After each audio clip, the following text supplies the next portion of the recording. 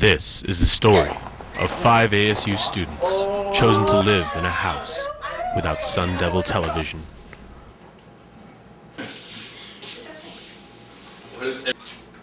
Witness the birth of madness when they discover that there is no SDTV.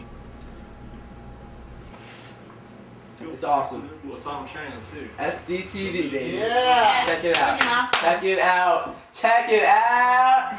That's C-SPAN. What is that? You guys get all excited about C-SPAN? What's C-SPAN? What is No. SDTV?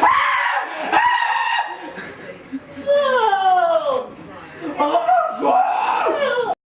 Find out what happens next on The Lost Devils.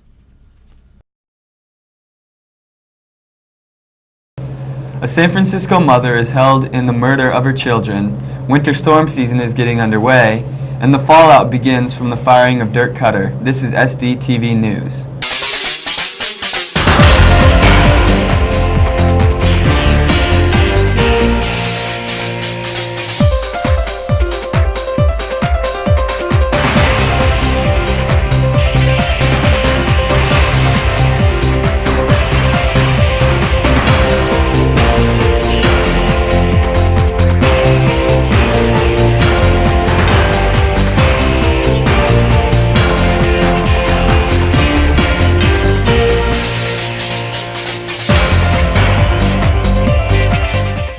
Good afternoon, I'm Drew Engelbart. And I'm Stephanie Snurch. A 24-year-old mother is on trial in San Francisco for allegedly throwing her 3 young children into the chilly San Francisco Bay in October of 2005, resulting in their deaths. LaShawn Harris is pleading not guilty to the charges of first-degree murder by reason of insanity.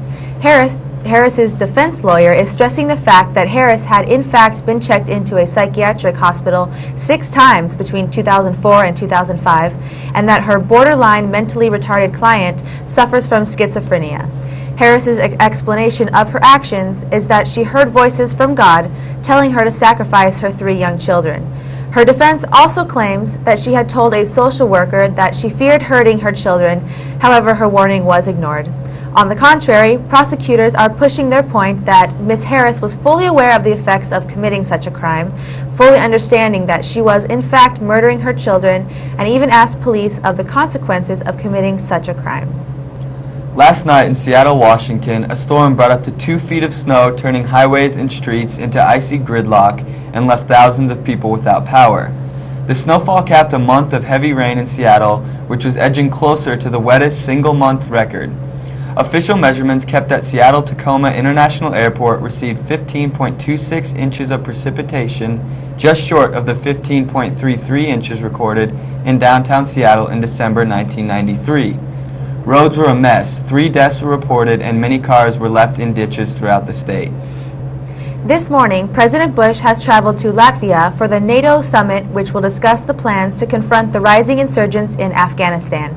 However, the controversy is in a statement made by President Bush yesterday at a news conference with Estonian President Toomas Hendrik Ilves during a stop in Estonia. The topic turned to the rising sectarian violence in Iraq. Bush refused to classify the situation in Iraq as a civil war or even a new phase, but rather placed the blame on an al-Qaeda plot causing this past week's sectarian violence, the most this war has seen since March of 2003.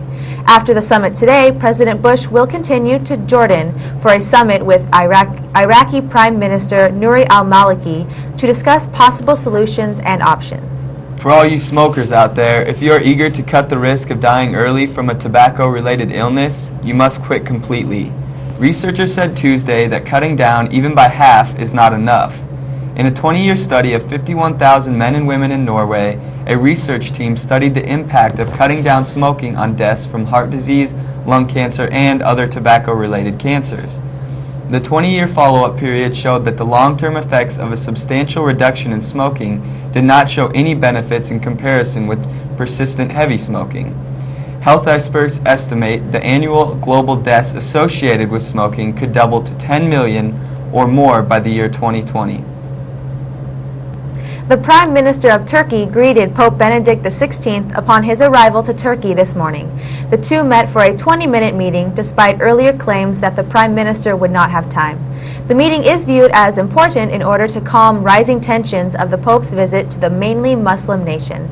As previously planned, the Pope will be meeting with the spiritual leader of the Orthodox Christian Church in Istanbul. In spite of the huge number of protesters of his visit, the Pope views Turkey as a religious bridge between Christianity and Islam that must be crossed. 12 Arizona State football players were named All-Conference with junior tight end Zach Miller leading the way. Miller was named first-team All-Pac-10, while kick returner Terry Richardson, running back Ryan Terrain, and center Mike Pollock were named second-team All-Pac-10. 8 other Sun Devils were named Honorable Mention All-Pac-10, including sophomore quarterback Rudy Carpenter. In 2005, there was an estimated 40.3 million people living with AIDS and HIV around the world. The AIDS pandemic is at the point of crisis for African countries, with nearly 75% of those infected living in sub-Saharan Africa.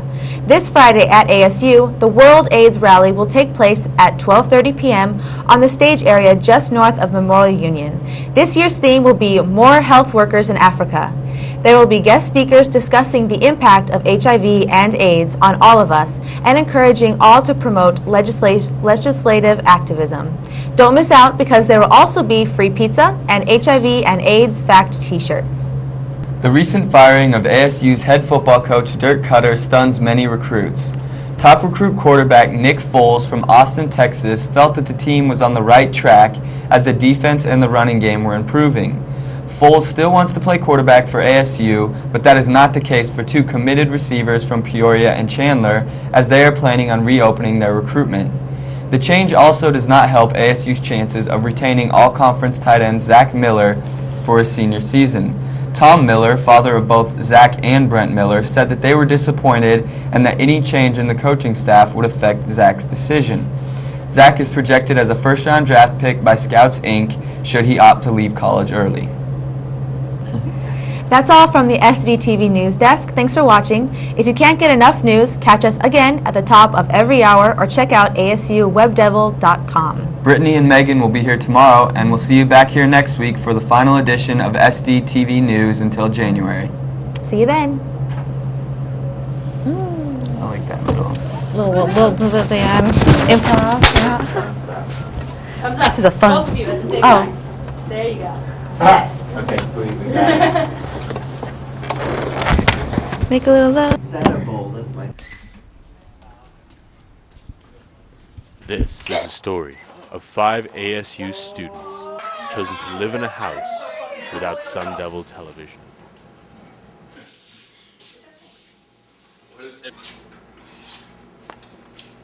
Nate confides in the crew his distaste for the rules of the house. I don't know what's up with this place. We get Comedy Central, MTV, and even Spike TV, but there's no SDTV. They took the 2 off the remote. I'm going crazy. I can't handle this. Will he last another episode? Find out next time on The Lost Devils.